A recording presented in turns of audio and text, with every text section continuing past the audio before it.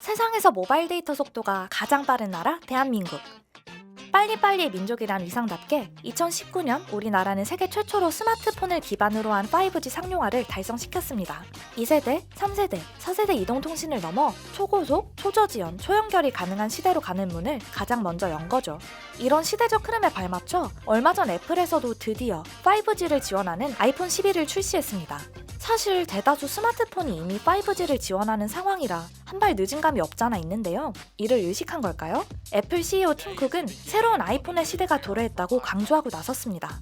그런데 주변에서 자꾸 이상한 이야기가 들립니다. 아이폰 12의 5G는 한국에선 사용할 수 없다는 소문인데요. 정말로 우리는 한국에서 아이폰 12로 5G를 쓸 수 없는 걸까요? 세라믹 쉴드 소재, 1200만 화소 카메라, 그리고 많은 이들이 원했던 값진 테두리의 부활. 지난 10월 14일 공개된 아이폰 12에 전 세계 사람들의 이목이 집중됐습니다. 그간 LTE 모델만 선보였던 애플이 최초로 5G 통신 방식을 지원하기로 했다는 점도 주요 주목 포인트였죠. 그런데 출시 한 달도 채 되지 않아 수상한 이야기들이 들려오기 시작합니다. 아이폰 12가 가짜 5G 폰이고 한국에선 무용지물이란 이야기였죠. 이에 따라 통신사를 끼고 아이폰을 구매하면 LTE 요금제를 사용할 수도 없는데 터지지도 않는 5G 때문에 강제로 비싼 5G 요금만 내는 거 아니냐는 우려의 목소리도 나왔습니다. 결론부터 말하자면 한국에서도 아이폰 12로 5G를 이용하는 건 가능합니다. 하지만 팀쿡이 말한 것과 한 가지 다른 점이 있습니다. 애플에서 그렇게 강조한 빠르고 끊김없는 기존에 쓰던 LTE의 20배 속도에 달하는 그 5G가 아니라는 거죠. 왜냐고요? 일단 우리 이동통신이 가능한 원리부터 짚어봅시다. 우리가 사용하는 핸드폰의 이동통신은 전파를 통해 기지국과 정보를 주고받는 방식으로 작동합니다. 음성, 영상과 같은 정보를 특정 주파수에 담아보내면 그 주파수를 사용하는 사람에게 정보가 도달하게 되죠. 이때 주파수는 1초당 진동한 횟수를 의미합니다. 진동 횟수가 많을수록 주파수에 실은 데이터의 전송 속도는 빨라지게 됩니다.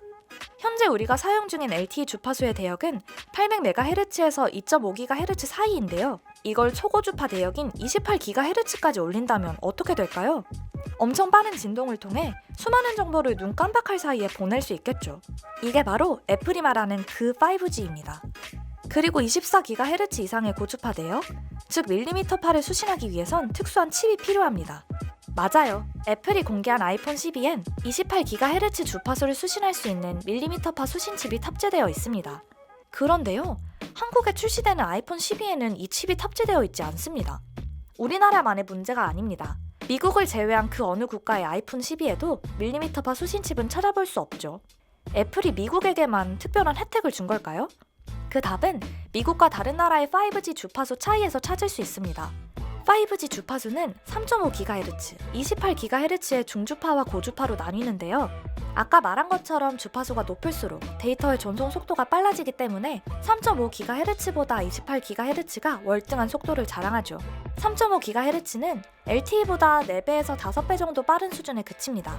우리나라에서는 2018년 6월 5G 이동통신 주파수 경매가 진행됐습니다. 주파수는 대기를 신호전달 매체로 사용하기 때문에 한 주파수가 지나가는 길에 다른 주파수가 겹치게 되면 느려지거나 먹통이 되는 통신 장애가 발생하게 됩니다. 이걸 간섭이라고 하죠. 이런 간섭 현상을 막기 위해 기업과 정부기관은 주파수를 여러 구간으로 나누어 각자 일정 범위를 소유하기로 했습니다. 주파수 자원은 한정되어 있는데 2G, 3G, LTE, TV를 비롯해 비행기, 군사통신 등 엄청나게 많은 곳에 필요하기 때문에 경쟁이 치열할 수밖에 없죠. 치열한 경쟁 속에서 3대 이동통신사 중 SK텔레콤과 KT가 3.5GHz 대역에서 100MB의 폭을, LG U+가 20% 적은 80MB의 폭을 가져가게 됐습니다. 28기가 대역은 이동통신 3사가 모두 동일하게 800MHz를 할당받았죠. 그러니까 3사 모두 3.5GHz와 28GHz 대역을 가지고 있다는 건데 이상하게도 우리나라 이통사들이 제공하는 5G는 28GHz가 아닌 3.5GHz 대역을 사용합니다. 왜 월등히 성능이 높은 28GHz를 사용하지 않냐고요? 그게 말처럼 쉬운 게 아닙니다. 28GHz를 상용화하기 위해선 돈이 어마어마하게 들기 때문이죠. 초고주파의 치명적인 단점 때문인데요. 초고주파는 장애물을 거의 통과하지 못하는 데다 도달거리도 300에서 400m밖에 되지 않습니다. LTE만 해도 통신사당 10만 개 이상의 기지국이 전국을 빽빽이 메우고 있는데 훨씬 더 많은 기지국이 필요한 고주파 5G를 감당하는 건 쉽지 않은 일이죠. 28GHz로 전국을 커버하려면 건물 여기저기에 소형 기지국을 설치해야 하고 여러 개의 안테나로 전파를 집중시켜 무선 통신 범위를 확장시키는 빔포밍 기능을 갖춘 장비까지 필요합니다. 아이폰에 탑재되어 있는 밀리미터파 수신칩이 바로 이 빔포밍 안테나 모듈이죠. 하지만 국내 이동통신사들은 코로나 사태, CEO 교체, 대규모 기업 인수 등으로 허리띠를 졸라매면서 목표했던 망투자를 계속 미루고 있는 중입니다. 올해 8월 말 기준 이동통신 3사의 전국 5G 기지국을 합친 수는 13만 2천여 곳, LTE 기지국의 13.5% 수준에 불과하죠. 이러한 한계 때문에 현재 우리나라를 비롯한 대부분의 나라는 28GHz 주파수를 갖고 있어도 이보다 한 단계 낮은 3.5GHz 주파수만을 사용하고 있습니다. 아이폰 12에 탑재된 밀리미터파 수신칩이 무용지물이란 이야기가 나오는 것도 결국 이 때문이죠. 우리나라에선 쓸 수가 없으니까요. 미국의 경우는 이야기가 다릅니다.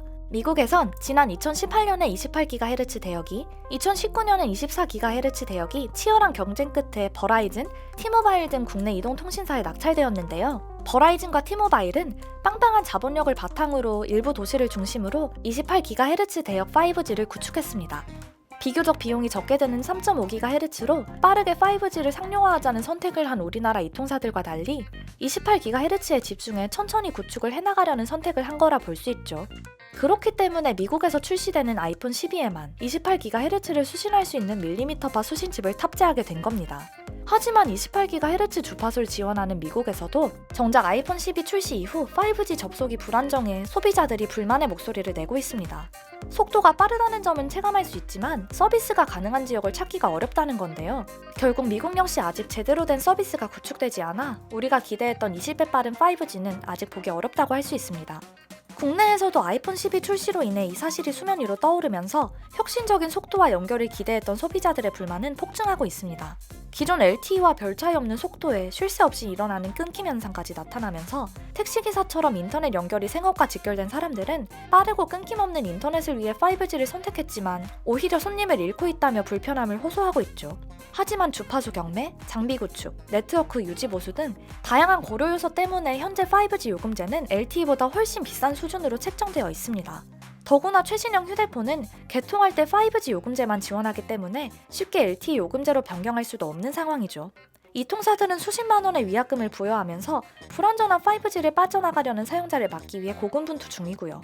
보다 못한 18명의 피해 이용자들이 한국소비자단체 협의회에 분쟁 조정을 신청하고 나섰습니다. 그 결과 이동통신 3사가 신청인 전원에게 최대 35만 원을 보상해야 한다는 권고가 나왔는데요.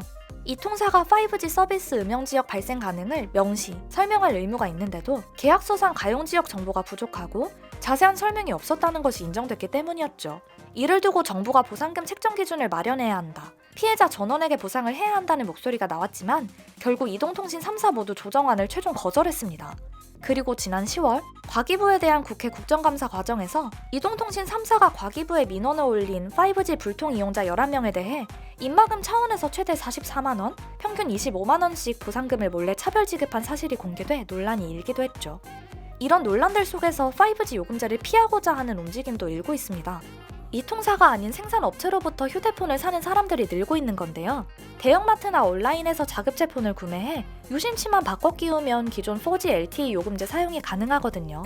이렇게 너도나도 자급제폰을 사려고 하자 쿠팡, 11번가, 위메프, 알뜰폰 업체들은 얼떨결에 가장 큰 혜택을 보게 되기도 했습니다. 현재 국내에서 5G 요금제를 사용하고 있는 사람은 총 800만 명. 하지만 5G가 그 진가를 발휘하기 위해서 얼마의 시간이 걸릴지는 누구도 정확히 예측하지 못하고 있습니다. 4세대와 5세대 이동통신의 과도기인 지금 드는 한 가지 의문. 그렇다면 1세대부터 5세대에 이르기까지 다음 이동통신으로 넘어갈 때마다 어떤 일들이 있었을까요? 다음 편에선 서울 아파트 전셋값과 맞먹었던 1세대 이동통신 카폰부터 첫 스마트폰이 출시된 3세대 이동통신을 거쳐 지금의 5G 시대에 이르기까지 그 역사를 쭉 살펴보려고 해요.